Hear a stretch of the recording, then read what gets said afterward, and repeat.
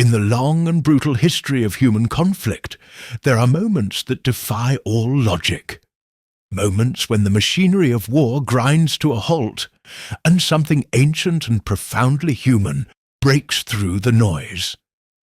The winter of 1914 saw one such moment.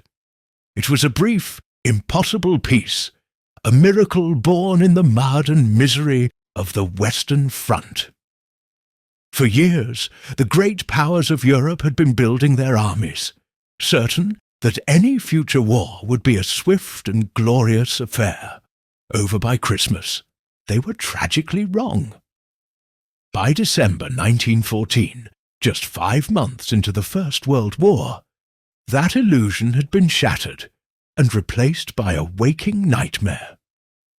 The conflict had devolved into a monstrous stalemate of trench warfare, a static and hellish meat grinder that stretched for nearly 500 miles from the Swiss border to the North Sea.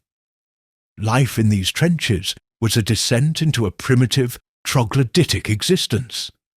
The men lived in elaborate ditches carved into the cold, wet earth of France and Belgium. The mud was a constant, malevolent presence.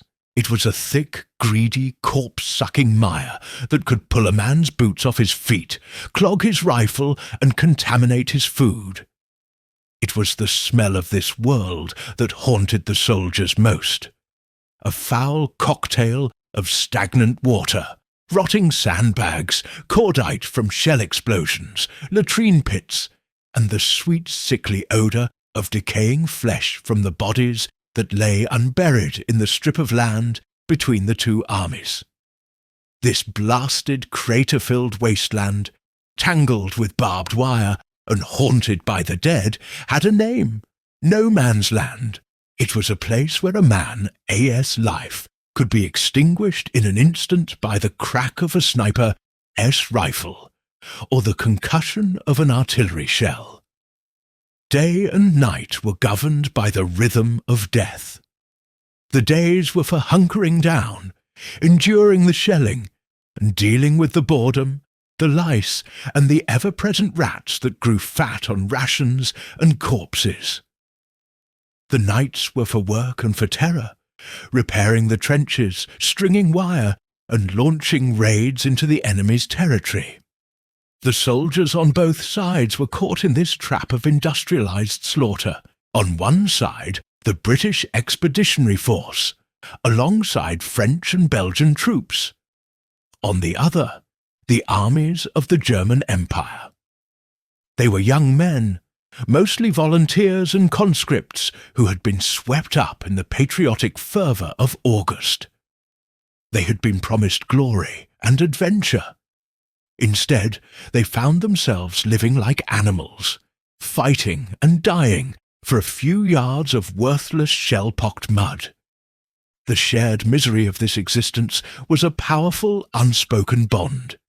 They were enemies, but they were also neighbours, sometimes living only 50 or 100 yards away from each other. They could hear the enemies coughing, their conversations, sometimes even their screams of pain.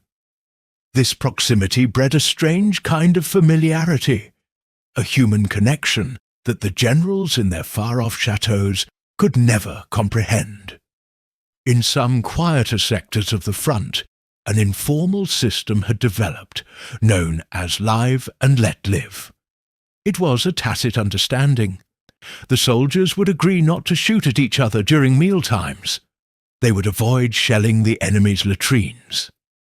If a patrol from one side got lost in the dark, the other side might shout directions instead of opening fire. It was a pragmatic arrangement, a way to make an unbearable situation slightly more tolerable. It was a rebellion of common sense against the insanity of the orders from high command. These small, secret truces were the seeds from which a much larger miracle would grow. As Christmas approached, a new feeling began to stir in the trenches. A longing for home, for peace, for a single day of respite from the relentless killing. The call for a Christmas truce did not come from the generals or the politicians. In fact, they were actively against it. The high command on both sides issued orders warning against any form of fraternization with the enemy. The war was to continue, Christmas or not. Pope Benedict XV had pleaded for an official truce, a truce of God for the holiday, but the leaders of the warring nations had ignored him. They believed that any display of goodwill would undermine the fighting spirit of their men. They failed to understand that the men in the trenches were not abstract pieces on a chessboard. They were sons, husbands and fathers, and the vast majority of them, British and German alike, were Christians. The spirit of Christmas was a powerful force, a memory of a kinder, saner world that the war had not yet managed to extinguish. The first signs that something unusual was happening came on Christmas Eve, 1914. The relentless rain that had plagued the front for weeks finally stopped. The temperature dropped, and a hard frost settled over the battlefield, freezing the mud solid. A strange, expectant silence began to fall over many sectors of the front. As dusk settled, the British soldiers peered over their parapets and saw a bizarre and beautiful sight. Along the German trenches, small Christmas trees, their Tannenbäume, were being placed on the parapets, their candles lit, glowing like tiny stars in the twilight. The British soldiers watched in stunned silence. This was not an act of war. It was an invitation. Then, from the German lines, a sound began to drift across the frozen expanse of no man's land. It was a sound that every man there knew. A lone German voice began to sing Stille Nacht, Silent Night. Soon, other voices joined in, forming a choir that filled the cold night air. The British soldiers were mesmerized. When the German carol finished, a moment of silence hung in the air. Then, a British soldier, not wanting to be outdone, stood up and began to sing the first Noel. When he was done, the Germans applauded. This exchange continued for hours. The two armies, which had spent months trying to kill each other, were now serenading one another across the bleak landscape of death. They shouted Christmas greetings across the darkness. "Merry Christmas, Tommy," the Germans would yell. "Merry Christmas, Fritz," the British would call back.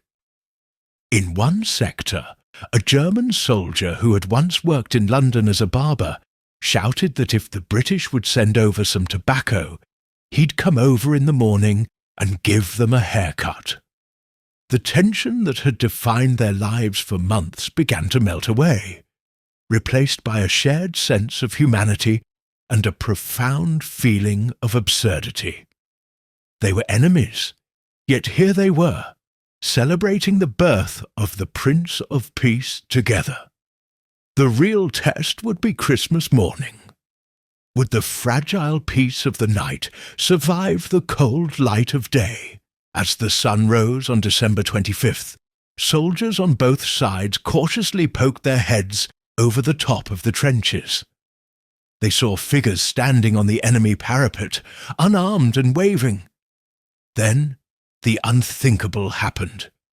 A German soldier climbed out of his trench and began to walk, unarmed, into the middle of no man's land. He was followed by another, and then another. On the British side, an officer, seeing that it was not a trick, gave the order, "Up and over, lads, but keep your rifles handy." British soldiers began to climb out of their own trenches, their movements hesitant at first, then more confident. They walked into that deadly stretch of land, not to fight, but to meet. In the middle of the wasteland, they came together. Hands that had been trained to kill now reached out to shake. Enemies looked each other in the eye and saw not a monster, not a caricature from a propaganda poster, but another man, just like them, cold and tired and homesick. The truce spread like a wave up and down the line. It was not universal. In some sectors the bitter fighting continued, but in many places the war simply stopped. The men exchanged gifts.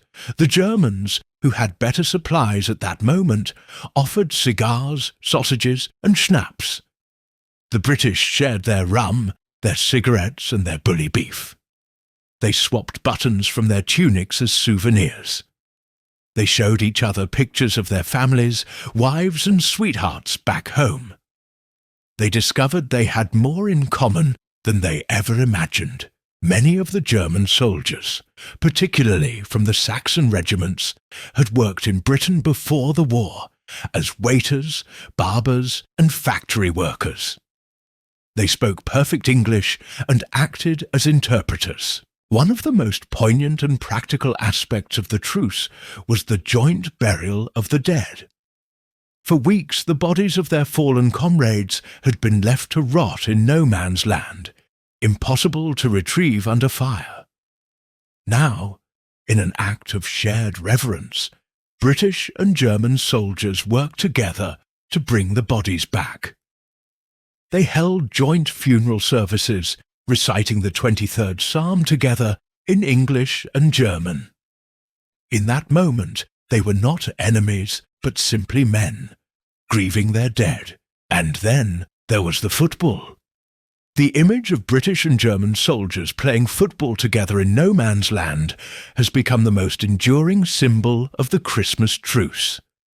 While historians debate how widespread these matches actually were, there are numerous first-hand accounts of soldiers kicking a ball about. It might have been a proper match in some places, with makeshift goals and dozens of players. In others, it was likely just a simple, joyous kickabout. A tin can or a bundle of rags served as the ball.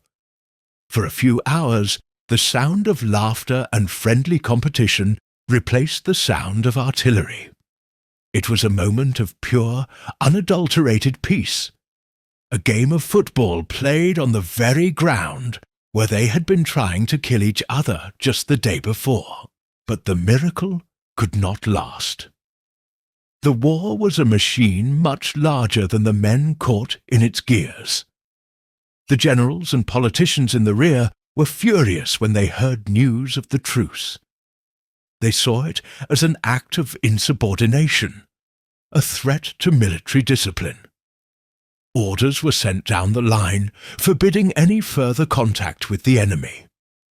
The commanders were ordered to restart the war. The end of the truce was as strange and reluctant as its beginning. In many sectors, it didn't end with a sudden burst of violence.